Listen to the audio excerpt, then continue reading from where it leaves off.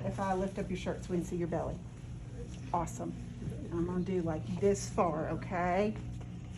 No R-rated stuff here. We're good. So yeah, first thing you're gonna do is inspect, okay? And see, you guys are nice and young and healthy, so your abdomens are gonna be really easy to inspect, and you're gonna be able to see the natural contour. When you get older people like me that have had 3 big babies and postmenopausal, we have a little extra flab and a little extra sag, so you may not see what you see on nice healthy abdomens on someone older like me, okay? You still always want to inspect first. It is good to inspect from the side here, okay? And you're looking for natural contour.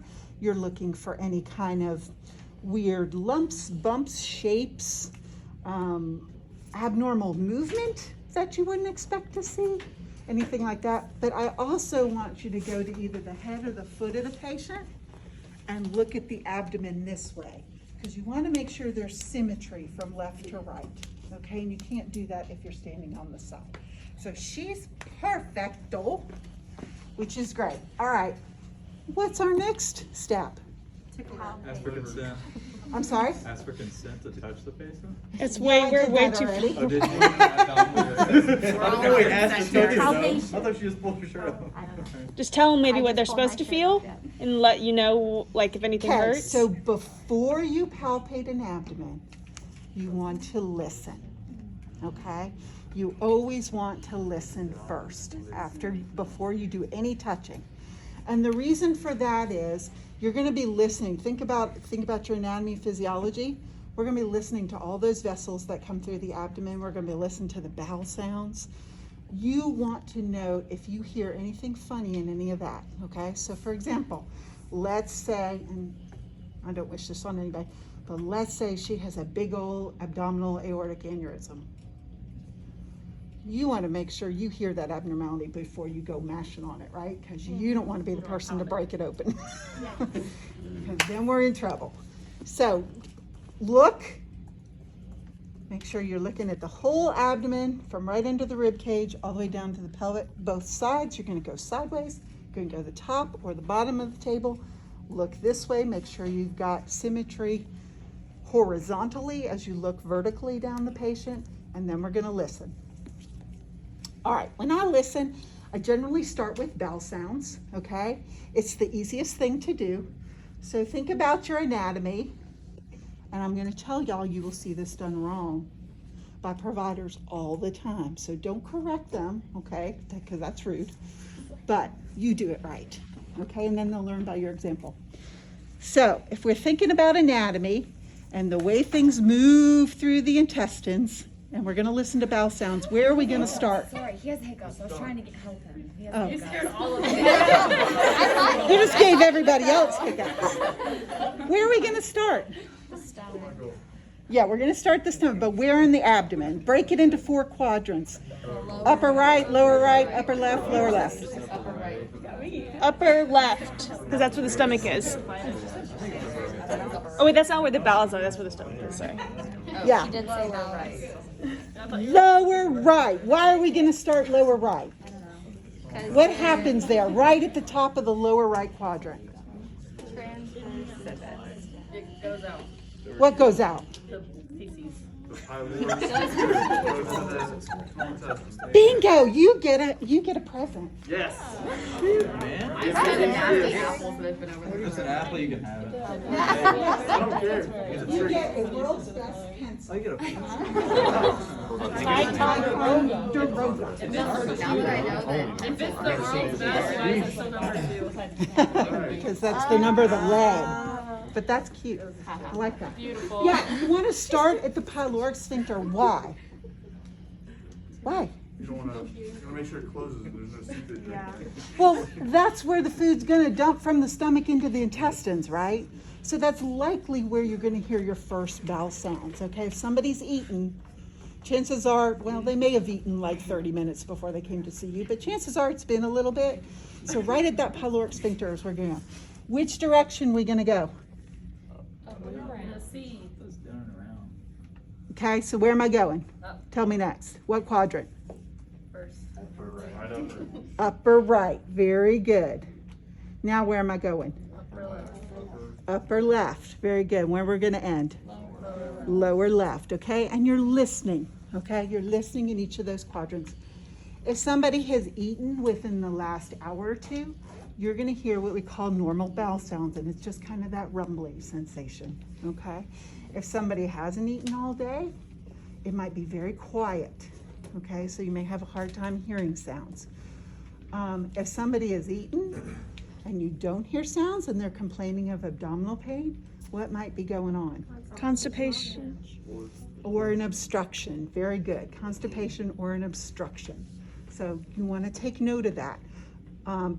Timing on when they eat and how long it takes through the colon will depend on where your sounds are louder and where they're quieter. Okay, that should make sense because as it moves, that's what creates your bowel sounds, those peristalsis. All right, so we listen, all 4 quadrants. Okay, you go counterclockwise around the abdomen, starting in the upper part of the lower right quadrant and come around. Then what are we going to listen to? Think about your important vessels and things that come through here. What are we going to listen to? Yeah, we want to listen to the aorta, right? So one thing I want you to do when you inspect is I want you looking just above the umbilicus, right in this area on your patients, and see if you can see the aortic pulse. And hers you can see, but it's really light. You guys probably can't see it from where you are, but she has one. And now she's trying to regulate her breathing, so it's going to be really hard to see. She has a beautiful stomach. She I just want to say it's a does. pleasure for me to film. She does, and I'm impressed that she got her belly button pierced because, wow, I bet that hurt. No? Least painful piercing. Oh my God, I'm so needle phobic. You would have to like put me under anesthesia All to do I that. asked for my 16th birthday. All right, so you're gonna look for it, and then you're gonna listen for it. So same place, right above the umbilicus, and you're listening for the pulse. Okay? If you have any concerns about the rhythm at all, you can take a pulse on her wrist and see if it matches. Okay? Should match, unless she's got something going on. Yours sounds great. Okay. No problems. Now, if this, and I'll let y'all borrow my stethoscopes too, because you may not have as sensitive a stethoscope. This stethoscope is one of those, if you put it on really lightly, you can get the pulse, but if you put a little more pressure, it helps you hear for bruits and abnormal sounds. So if one of y'all picks up a funny sound on somebody, yell at me and I'll let you use my stethoscope. We'll see if there's a bruit or something. Not that I want to be diagnosing things in y'all today because that freaks you out. But so we're going to I got a lot listen, of things brewing. okay? We should not hear any bruits. Do y'all know what a bruit is? No. Oh, well, see, I'm going to tell you. So a bruit is, you know how a pulse is kind of like, sounds like a light tapping drum. A bruit is like a blowing sound, okay? So it sounds like turbulent blood flow in there. So it makes like a whoosh, okay? When you do cardiac assessment and you're listening for bruits in the carotid arteries, you have the patient hold their breath. You don't necessarily have them hold their breath in the aorta because of its placement. You don't really need them to hold their breath if there's a bruit present, but if you're concerned to hear them, you can. You say, can you hold your breath for me for just a second and listen? And you can listen for that. It just sounds like turbulent, almost like pushing water through a too narrow hose, okay? That's a bruit. That's an indication that there's increased pressure in that vessel. And if that's going on, that is something you would definitely want to refer your patients back to their primary care health care provider to check that out, okay? All right, so we listen. So what else do we want to listen to? What other vessels do we have going through here?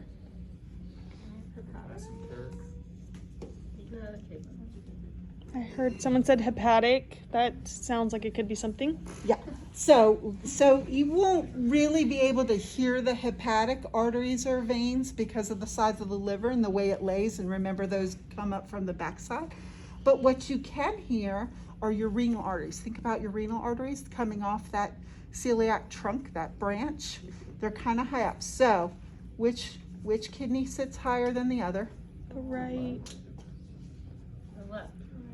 The left. Why does the left sit higher? You're right. Because your liver's over there. Because the liver's on the right. Exactly. So when we listen to other arteries, imagine your stomach is like the face of a clock, okay? And your belly button is right where the hands join in the middle, okay? Aorta is going to be towards 12 o'clock, right above the umbilicus, okay? Renal arteries on the right are going to kind of be between 10 and 11, okay? And with your stethoscopes, you may have to push a little harder to hear them, and it's kind of got to be quiet. On the right, it's going to be closer to between 12 and 1 o'clock. Being on the left. I'm sorry, on the left. Again. Y'all, sorry. On the left, it'll be between 12 and 1 o'clock. All right?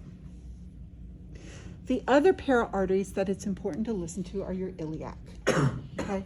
So if you think of the abdomen as the face of the clock, where do you think the right iliac artery is going to be? What time? 6 p.m. 7 p.m. Between 7 and 8. You're absolutely right. So between 7 and 8, right off that trunk, and what on the right side, and what about the left? The same. 3 and 4. Yeah, 4 and 5. 4 and 5. So you just want to listen, and you're listening for the same things. You should just hear normal blood flow, no big whooshing, no big gaps, anything like that, okay? So we've listened. The other thing that's really important to check, particularly if you're hearing a very turbulent aorta, is you want to check to feel the pulse. So if you go just about a half an inch above the umbilicus, put your fingers here, and it's actually better to do like with 2 fingers because you know you have a pulse in your thumb. And you're going to feel for this pulse. Okay? And you want to feel you want to look at the width of the pulse. You should feel it on both sides with both fingers.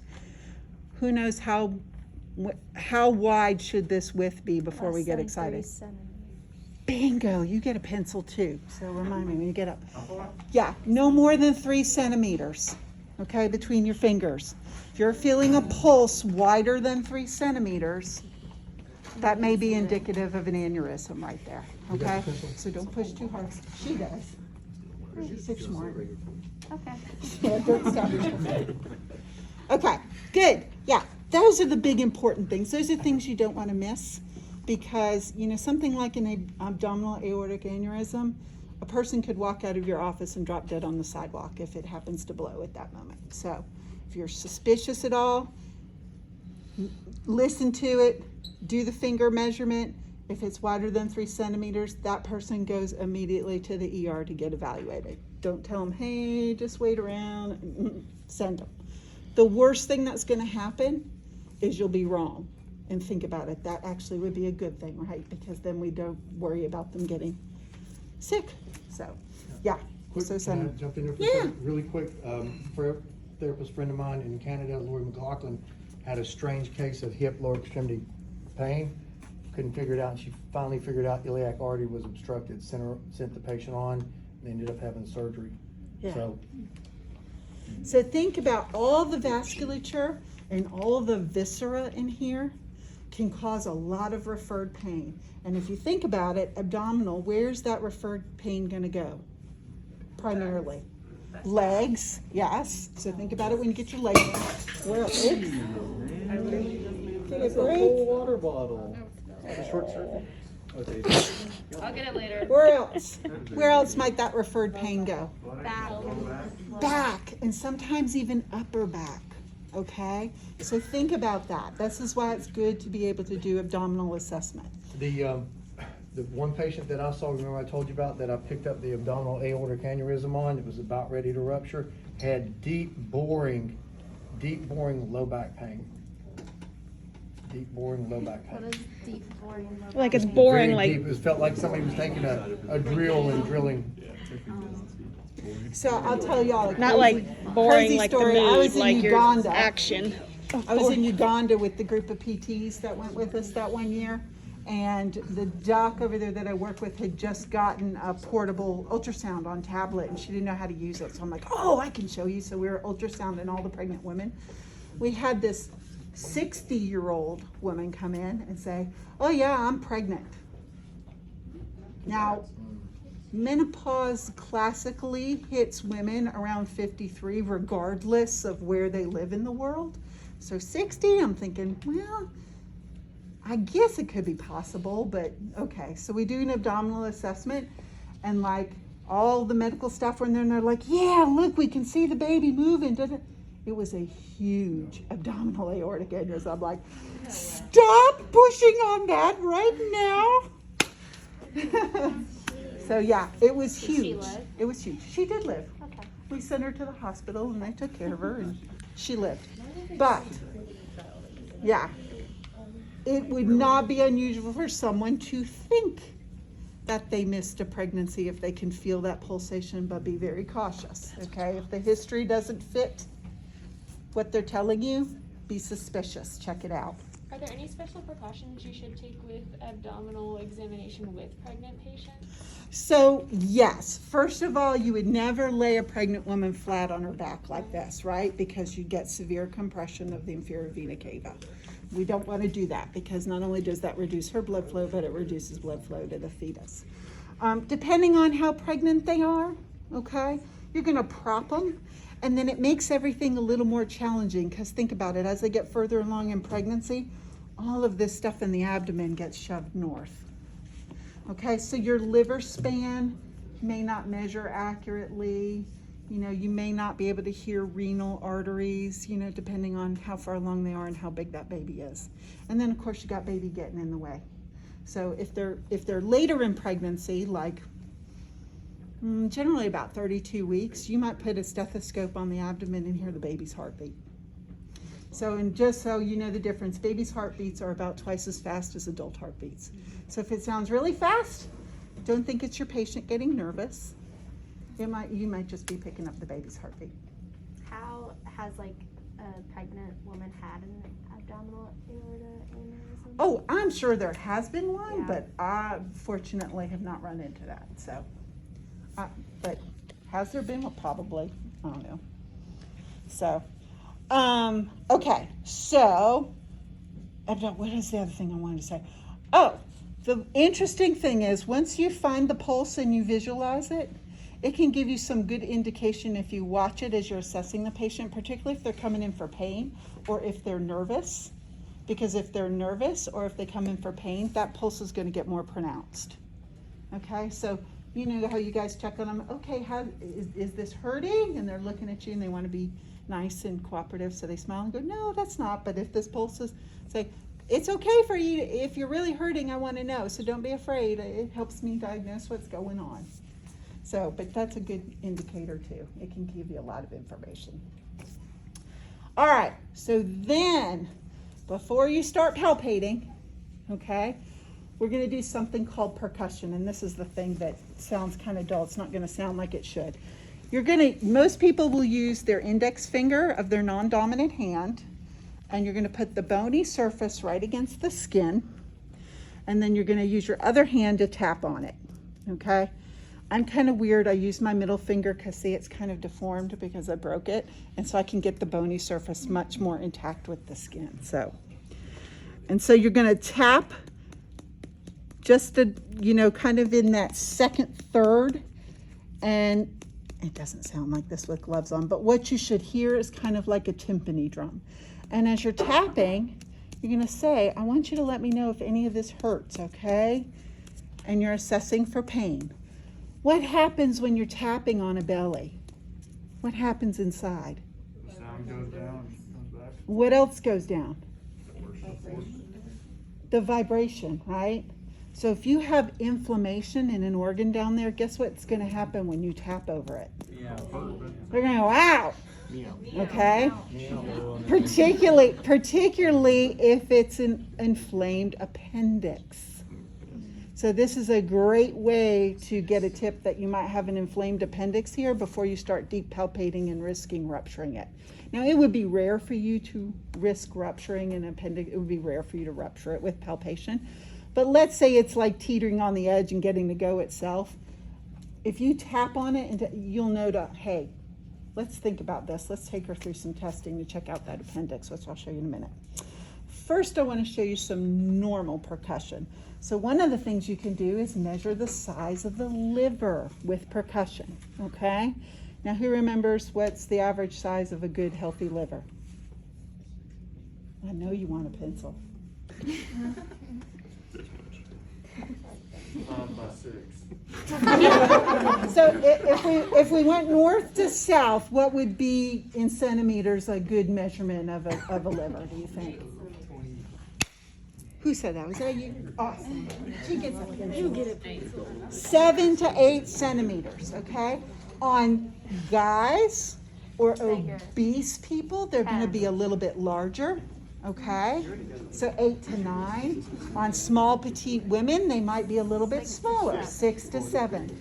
But if you have an average sized person and you go tapping and you measure it and it's like, wow, that's 11 centimeters, that's an enlarged liver. That should give you pause to go, what's going on?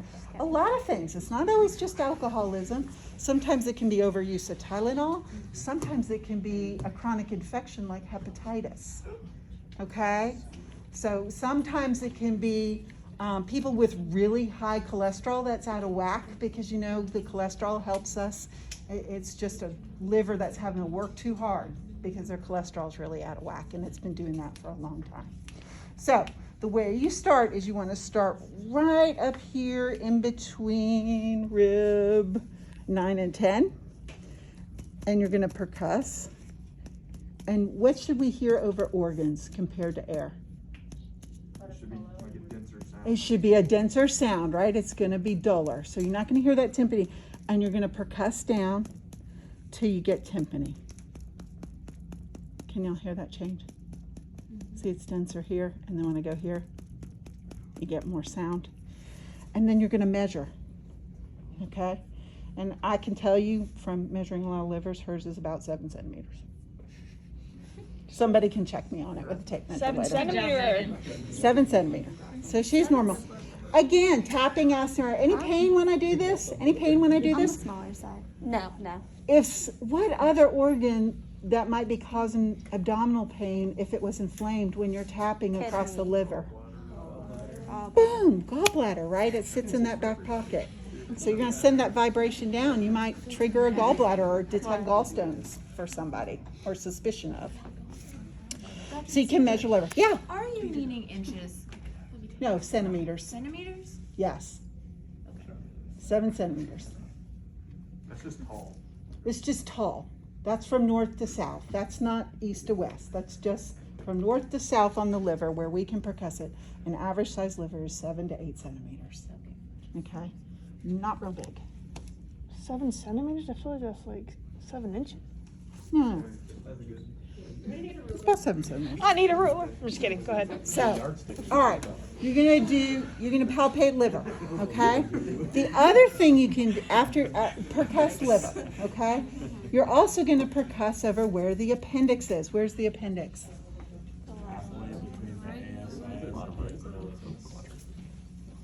Very good. Awesome. He gets a pencil. And what do we call that? What do we call that spot? Oh, you're right. Look at that. That is. Look at Look that. at that. Look at that. Am I good or am I good? You're good. Alrighty. Yeah, you should see me estimate weights on babies when they're in utero. Ooh. Have I ever told y'all how they trained us to do that? Okay, I got a funny story. Funny story added to this.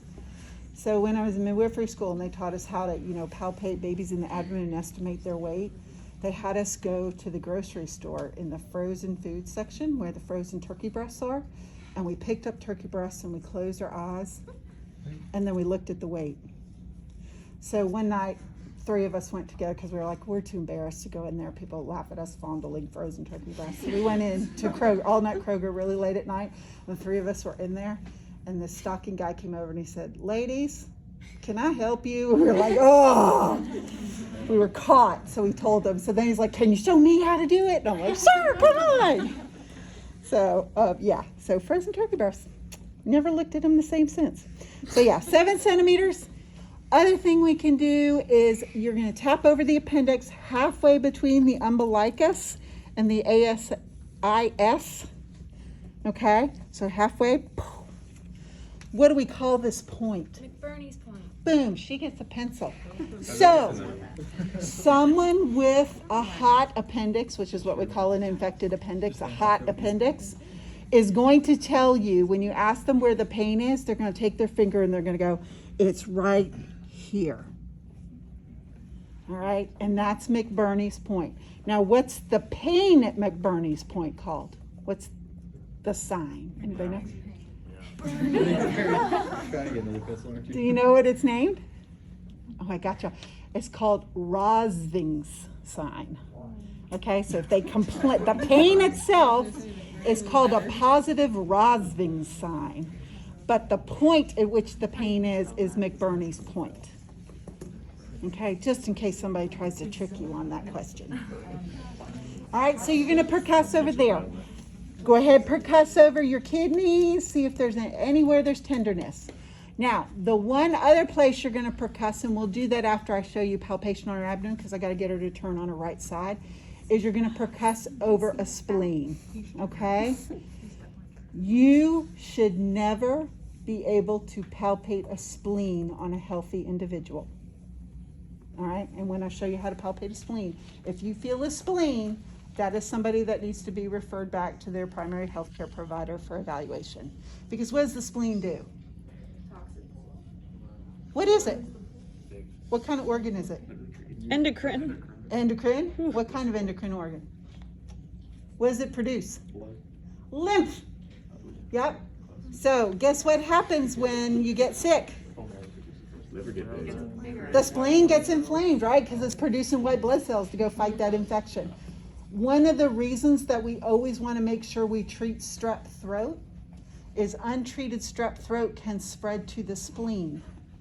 And then you get strep infection in the spleen, and that's really bad. You can get really sick from that. So, tips. All right. So we've percussed. She's all happy and healthy. Now we're going to palpate, okay? And I personally do my palpation the same way I do my breath sounds, only so I don't miss anything. There's not really any rationale to it. You'll see that done every which way. But you want to start with light palpation. So you're just going to very lightly with your fingertips. Anything uncomfortable, anything painful, no pain anywhere, that's great. And you're feeling for abnormal lumps or bumps. If somebody's really constipated, you might run across stool and you'll hit it and it'll feel hard and you'll go, is that bothering you at all? No, okay, it's probably stool in the intestine, okay? You're gonna palpate over the bladder, okay? Whole bit.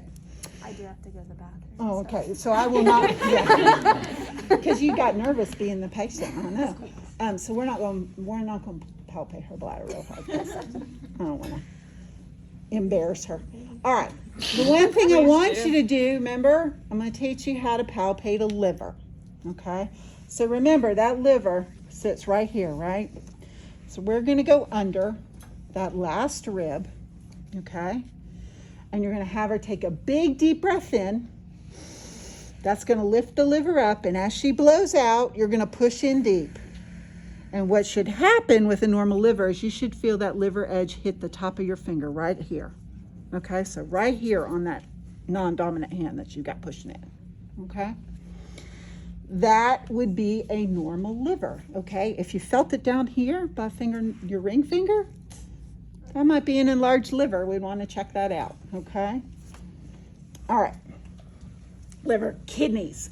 It's really hard to feel kidneys. You often won't feel them, but it's worth checking for them. And the way you check for kidneys is you're going to put your non-dominant hand under their back. And actually, I kind of need to go on this side to show y'all. Do you want me to flip? No, I'll show you on this kidney, and then I'll show you on that side. You want to put your non-dominant hand under their back. The dominant hand on top, you're going to tell her to do the same thing. Take a big deep breath in, blow out, and as she blows out, you're going to push in with both and kind of sweep them back towards you. And what you might feel on a really nice skinny person like her is you'll feel that kidney kind of fall in your hand. okay? If you don't, Sorry. okay, y'all were in anatomy and physiology lab. You were handling kidneys with no problem. I didn't mess with the kidneys. Okay. If you don't feel it, don't get alarmed, okay? They're hard to feel, okay? It takes a lot before you get one. You do the same thing on the right side. We're just gonna do it a little bit lower, right? Because it's gonna be below that liver. Okay, so it'll be higher on the left, lower on the right. Teach them signs, right? I think I palpated everything. Spleen. Let's do spleen and then I'll teach you signs for appendicitis. So you're gonna have the patient roll on the right side. Get this arm out of the way for me. Doop, just like that. You're gonna come right under the last rib here. And you can do it the same way as the liver. If you're having a hard time feeling that way, particularly if it's a large person, you can use the hook method where you make a hook like with your hand and feel it. That is a little more uncomfortable for patients, particularly women if you have long fingernails, okay? So try it this way first, it's a little more comfortable.